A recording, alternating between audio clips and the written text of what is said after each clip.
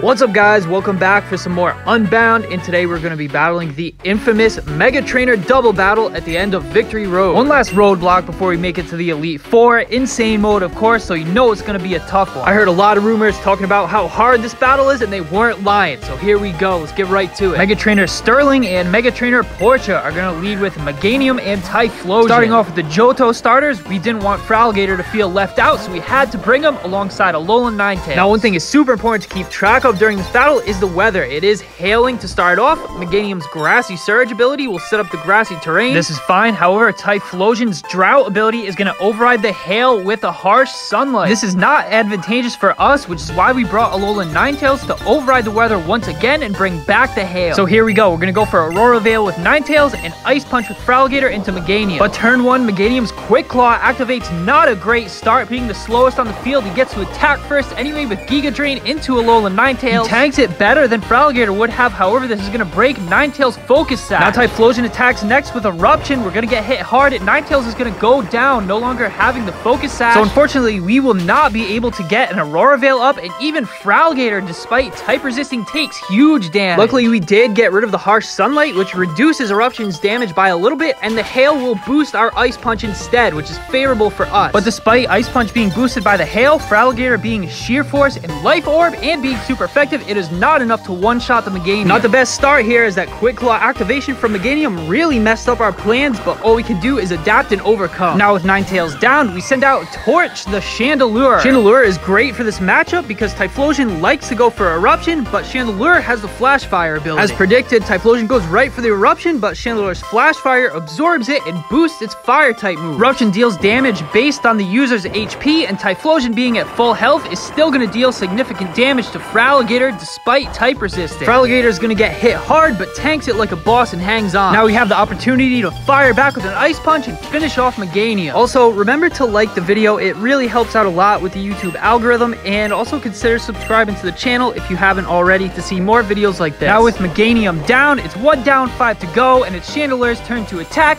We fire off the Ghost Gem boosted Shadow Ball, and it's going to deal huge damage. Not quite enough to take him out, but we do get the special defense drop. The hail is still up, and this is going to deal a bit of damage to each Pokemon at the end of every turn. However, the grassy terrain essentially negates this by restoring that same amount of health at the end of the turn as well. Now with Meganium down, the next Pokemon Shiftry will join the battlefield. Shiftry has great type coverage and poses a huge threat to both Chandelure and Fralgator. Here we go, Typhlosion's going to attack with Eruption again. This thing is insanely fast and almost always attacks first. Chandelure will take no damage and get its Fire-type attacks boosted from the Flash Fire. Fralgator is going to get hit though. However, Eruption's power is greatly reduced thanks to Typhlosion's low health, and Fralgator actually hangs on. Coming in for his clutch, taking one for the team, and because Fralgator was able to hang on, he can eat the Dark Pulse in place of Chandelure. This will now allow Chandelure to get an attack off. Overheat boosted twice by the Flash Fire. Super effective, and it's more than enough to one-shot the Shiftry. Now, it's going to harshly lower our special attack, but we can play around this with the weather because they're going to send out another Pokemon with the Drought ability, bringing back out the Sun, which will increase the power even further of our Fire-type moves, which will make up for the special attack drop. However, there's a lot of elements at play here. It's very important, as I said at the beginning of the battle,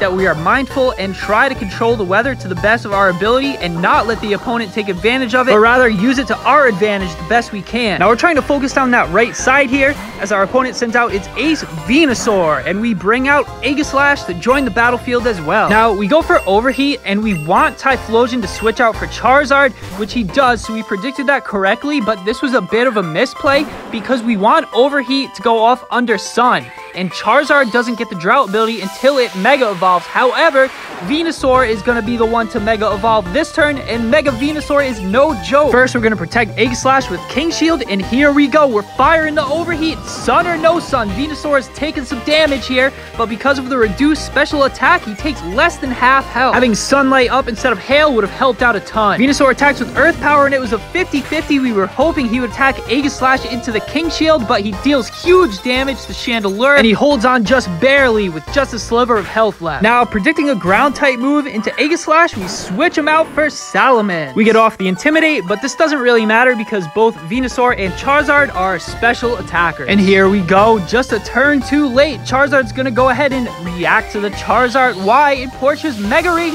and evolve into Mega Charizard Y. Definitely a scary sight to see across the battlefield from Mega Charizard and Mega Venusaur. And there goes the Drought ability, just a turn too late for Chandelure to take advantage. Charizard attacks first with Air Slash, and that's lights out for Chandelure. Now with Chandelure down, all attacks will focus Salamence, but luckily we predicted right and switched them into a ground type attack. Now we've got the Harsh Sunlight up, and with Chandelure down, the opponent's team will be taking full advantage of it. Charizard's fire attacks being boosted, and Venusaur can utilize the sunlight as well. But we ain't scared of nothing on this channel. We like challenges, and we send out the one and only shiny Incineroar. We get off another Intimidate, but again, this doesn't really matter because Charizard and Venusaur are both special attackers. However, we have a great type matchup here. First thing we want to do is fake out the biggest threat, which is Mega Charizard, and he has a ground type attack, by the way. He has Scorching Sand. This is going to allow Salamence to safely set up a Dragon Dance, and this is going to come in clutch later on, so make sure you stick around. Venusaur is turned to attack, and he goes for the Earth Power into Incineroar. Now, it's not Stab, and Incineroar is pretty bulky, so he manages to hang on. Now, normally Charizard is the fastest Pokemon on the field, but thanks to the +1 speed from the Dragon Dance, Salamence attacks first with a huge Dragon Claw to take out the Charizard. Now, I think the way the events are about to play out is that Charizard was going for a Scorched Sands on Incineroar to take it out, which is why Venusaur here attacks with Weather Ball into Salamence. Luckily, the Weather Ball was under Sun and not Hail, because that would have been lights out for Salamence. Now Incineroar is going to fire off the huge Sun-boosted super effective Flare Blitz, and it's enough to take out the Venusaur. Incineroar takes a bit of recoil damage, but that's a small price to pay, as we've got rid of all 3 Pokemon on the right side, and we've got it down to the 2v1. All we've got is the 2 Pokemon on the left side to deal with. Typhlosion comes out, and this is free food for Salamence. After the +1 speed from the Dragon Dance, we are able to outspeed Typhlosion and finish it off with the Dragon Claw. Normally, Salamence cannot outspeed Typhlosion, which is why that Dragon Dance from earlier was so important. Incineroar attacks with Dark Lariat, but whiffs the air and smacks itself in the face because there's no target. The sun is still up, and this battle is not over yet, as we still got 1 Pokemon left to deal with.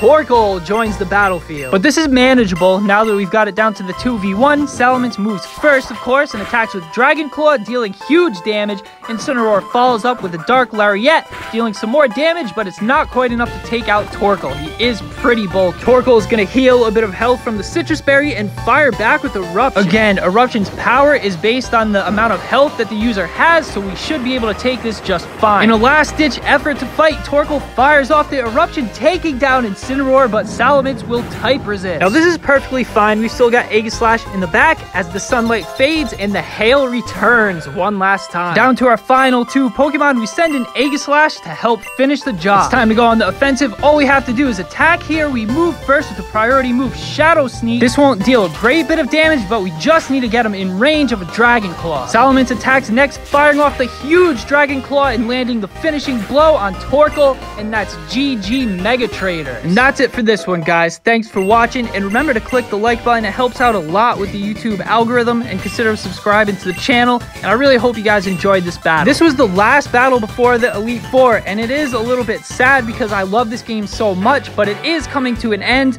But get hyped for next week, where we take on Pokemon Unbound Insane Mode, Elite Four, and Champion. Leave a comment and let me hear your thoughts. I always love to hear from you guys, and as always, thanks for watching, and see you next time.